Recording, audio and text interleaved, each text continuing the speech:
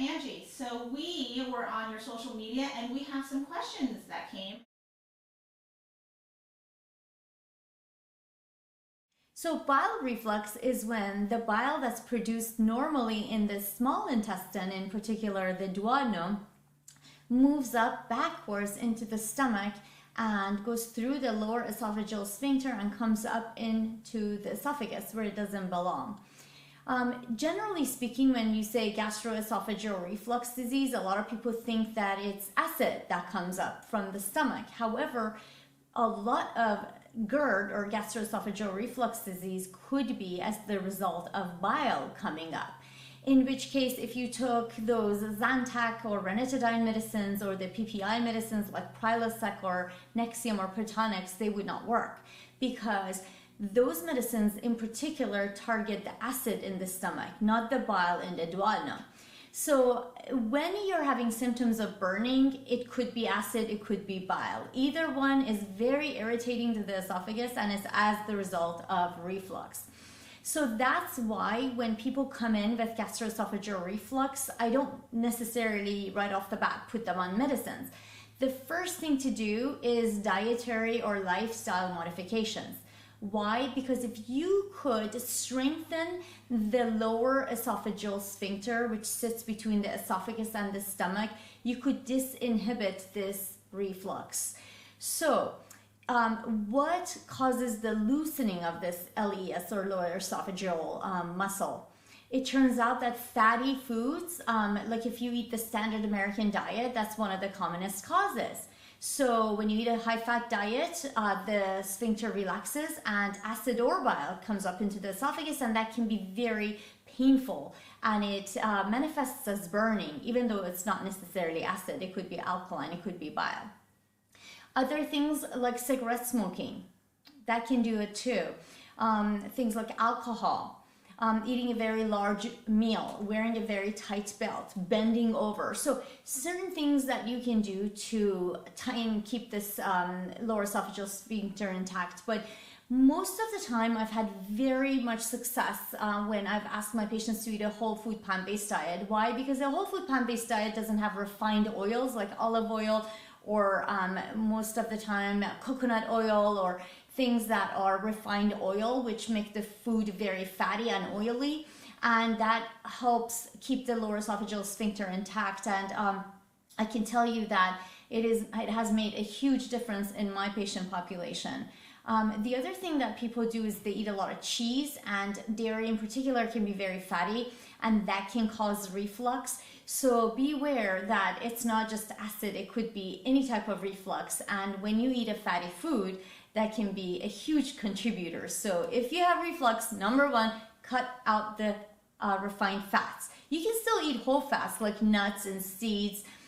You can have, olives. I'm just saying stop eating fatty foods. So an example of this is a lot of people will go have a big pizza and say, oh, that tomato sauce was terrible. Well, it's not the tomato sauce, it's the cheese, which is very fattening and very oily, that can cause the reflux.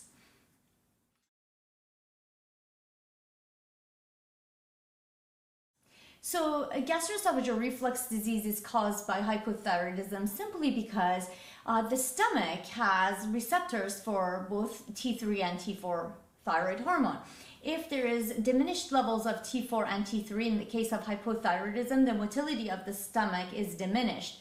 So things stay around in the stomach for a long period of time, which is referred to as gastroparesis. And that could cause reflux where things are coming up because they're not moving forward very well.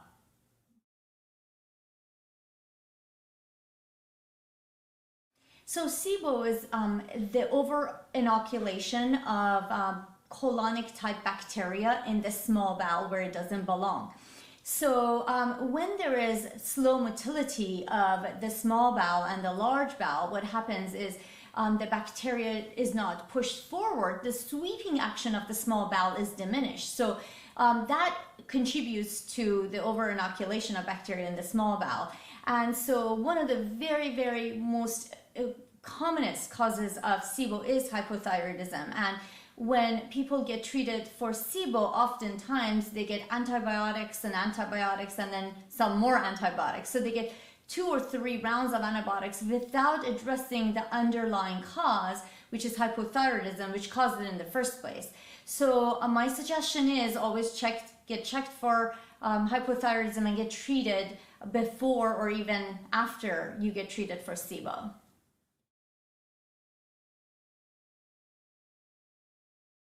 Well, before I answer that question, let me tell you one of the commonest causes of constipation is the lack of adequate amounts of dietary fiber. So number one, most Americans are constipated not because of their thyroid disease, but because they're not getting enough fiber in their diet. So that's why I always recommend a whole food plant-based diet. Another common cause of constipation is consumption of dairy products. Dairy products cause, they have lactose sugar, which is maldigested in human bodies. 78% of the people in the world, 65 to 70% are lactose intolerant. So they get constipation because they're eating dairy products. But in the case of true hypothyroidism, what happens is there's diminished amounts of thyroid hormone. The colon has receptors for T4 and T3 hormones. And when there's diminished amounts of these hormones around, the motility of the colon is affected, so it's just not moving along very well, and the stool is retained for long periods of time. So fixing hypothyroidism can fix constipation if the cause is hypothyroidism.